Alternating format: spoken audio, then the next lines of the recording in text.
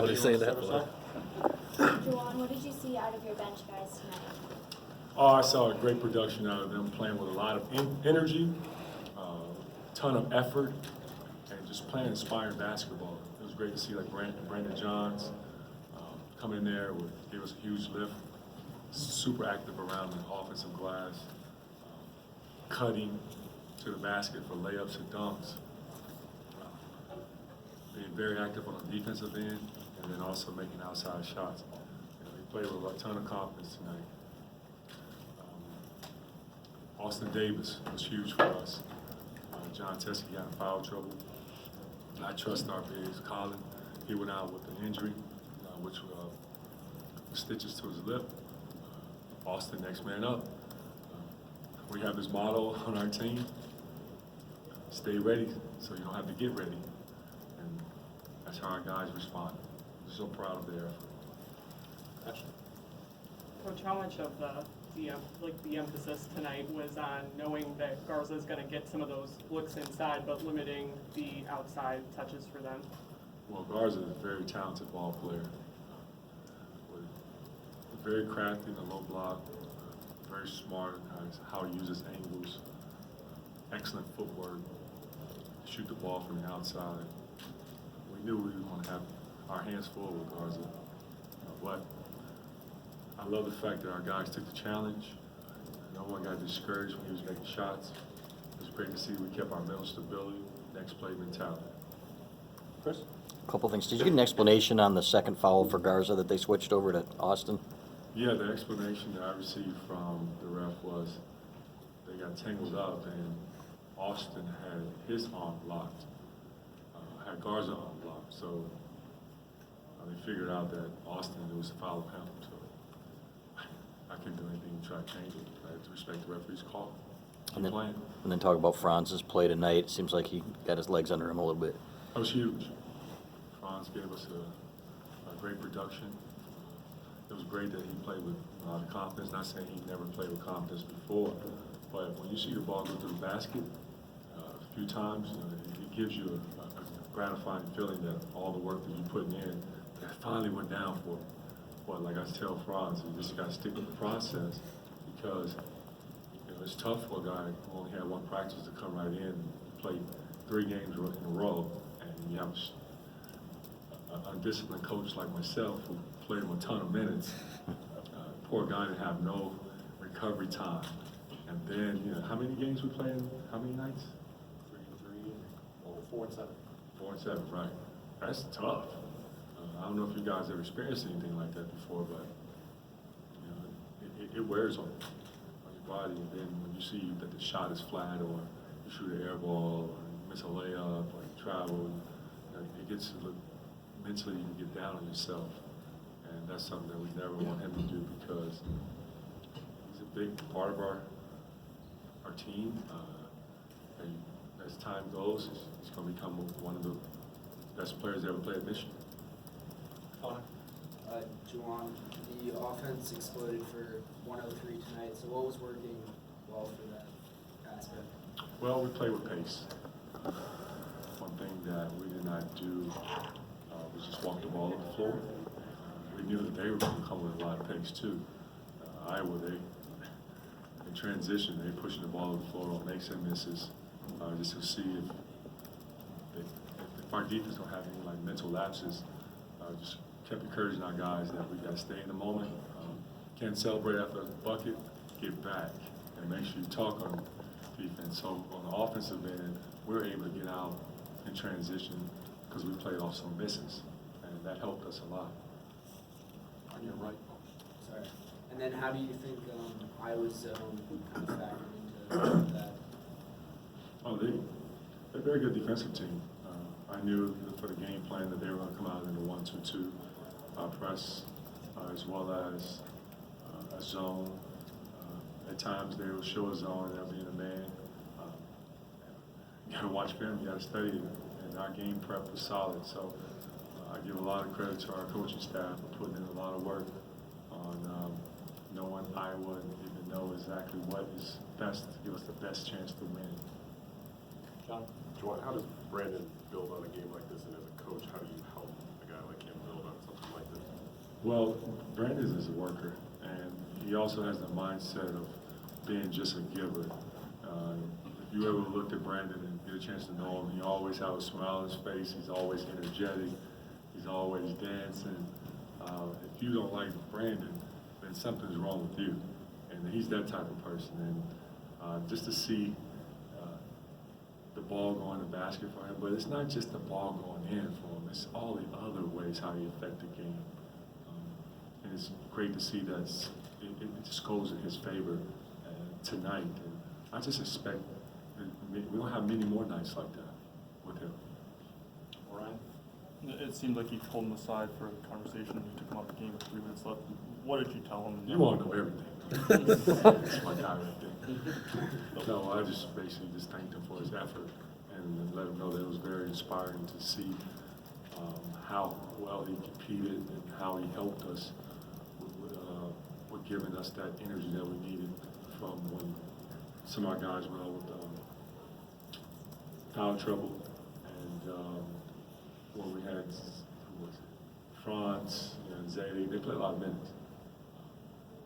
I need a guy, and I have a guy, Brandon, and many others who can give our guys a break and a breather here and there. Yeah. You referenced the defense, the depth that you showed tonight. How important is that to you, and do you think it'll be to your team over the course of a long Big Ten season? You know, this is their team, and every man is going to have a part of our success.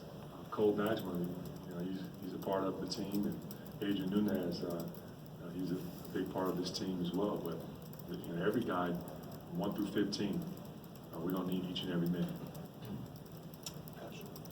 Going back to Brandon, obviously he makes a ton of those hustle plays, and 5 of his rebounds tonight I think were offensive. Just, I know that it's obviously great for the team, but how does it get him into an offensive rhythm shooting as well?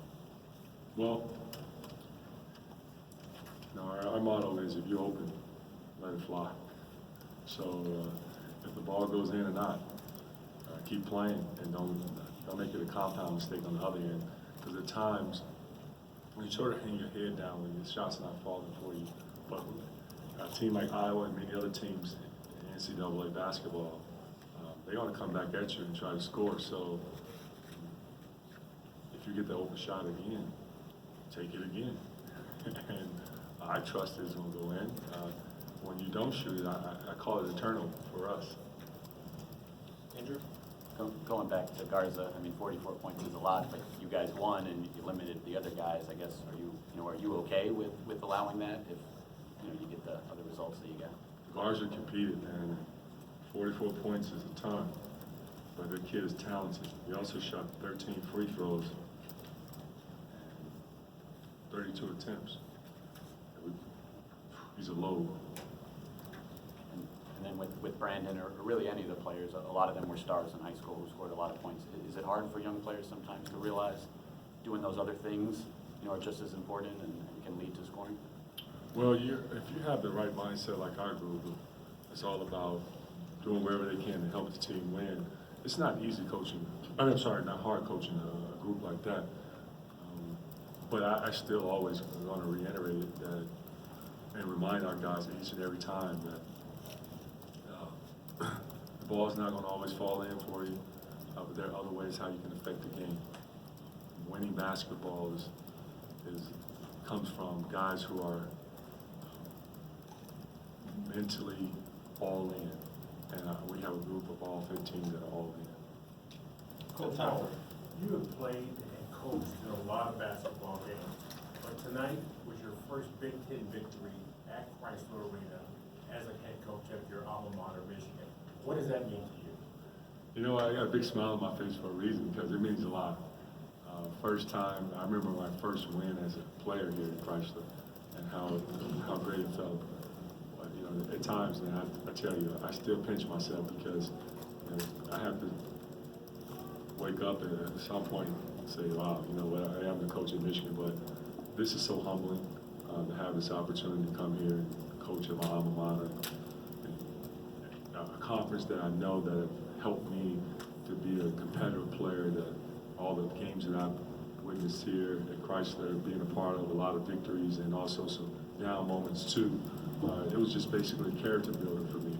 Now the coach and get finally a first victory here, it means a lot. So I'll never forget this day.